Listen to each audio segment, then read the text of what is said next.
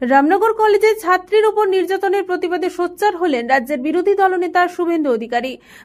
উৎপাদনের জন্য যে দুটো প্ল্যান্ট, একটা আপনার আসামে হবে, দাদা মুখ্যমন্ত্রী জায়গা না দিলে কি দাদা মুখ্যমন্ত্রীর তো একজন সেলিব্রিটি সাংসদ বলছে সব জায়গায় ধোঁয়া দেখা যাচ্ছে, কুইন্টাল কুইন্টাল জল। আর উনিও বলছেন যে বর্ধমান থেকে কলকাতায় এলাম, দুপাশে শুধু শিল্প আর শিল্প। এই রামনগরের 20,000 ছেলে বাইরে কাজ করতে যায়, মিনিমাম 20,000 ছেলে রামনগর। এক একটা গ্রামে চলে যান, গ্রাম ফাঁকা, মানে যুবক শূন্য, সব বাইরের রাজ্যে চলে গেছে। কদিন আগে বাদিয়াতে দেখলেন না, আমাদের সাংসদ গেছে, আমাদের পঞ্চায়েতের লোকরা গেছে, ওখানে আমাদের 3 জন নির্বাচিত পঞ্চায়েতকে সরকারি টার্পোলিন পর্যন্ত দেয়নি, বঞ্চিত করে। বাদিয়াতে পুলিশ, রামনগর থানা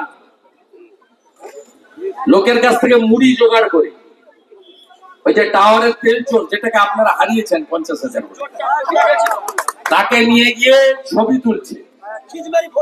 আবার তাকে দেখার পরে পরের দিন এলাকার এমএলএ, যার মন্ত্রিত্ব গেছে, তিনি আবার গেছেন প্রতিযোগিতা করতে, মুড়ি নিয়ে গেছে।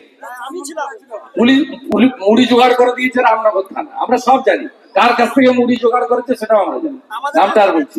পাশাপাশি এই দিন রামনগরের সভা থেকে শুভেন্দু অধিকারী জানিয়েছেন, এখানে তো বললাম, মিঠাইটা পড়লাম, এখানেই ধমক দিচ্ছে কি আব্বাস আছে, সে পানিপাল ব্রিজ অব্দি চলে গেছে।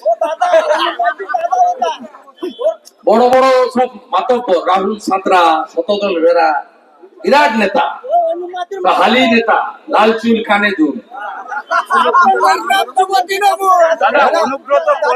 ডাক্তার দেখাতে আসছেন, হাতে মাকড়ি, আইফোন, পায়ে লোটো জুতো, জিলেট করা চুল, উপরের দিকে তাকিয়েছে, আর পাছায় একটা করে তালি আর হাঁটু ছোড়া জিন্স। এই হচ্ছে মডেল। না, আমি এটা নিয়ে আগ্রহী। আপনাদের মিডিয়ার খাদ নেই, কম্ম নেই। উনি ঢুকছেন, উনি বেরোচ্ছেন, উনি খাচ্ছেন, উনি পোস্ত বড়া খাচ্ছেন, উনি ওখানে ঢুকে পড়ছেন, ওখানে বেরিয়ে পড়ছেন। এগুলো করেন কেন? বীরভূমকে আমরা চিনি তারাপীঠের জন্য, বীরভূমকে আমরা চিনি শান্তিনিকেতন রবি ঠাকুরের জন্য, বীরভূমকে আমরা চিনি বাউলের জন্য, বীরভূমকে আমরা চিনি প্রণব মুখার্জির জন্য। আপনারা এত লেভেল নামিয়ে দিয়েছেন নিচে, খুব খারাপ লাগে। এইসব লোকের এই ধরনের পাবলিসিটি দিয়ে পশ্চিমবঙ্গে মিডিয়া তার মানকে নিচের দিকে নামাচ্ছে। এই জন্যই অনেকে মিডিয়া টক শো দেখেন না, পোগো চ্যানেলে চলে যাবে। ব্যুরো রিপোর্ট, খবর BCBS।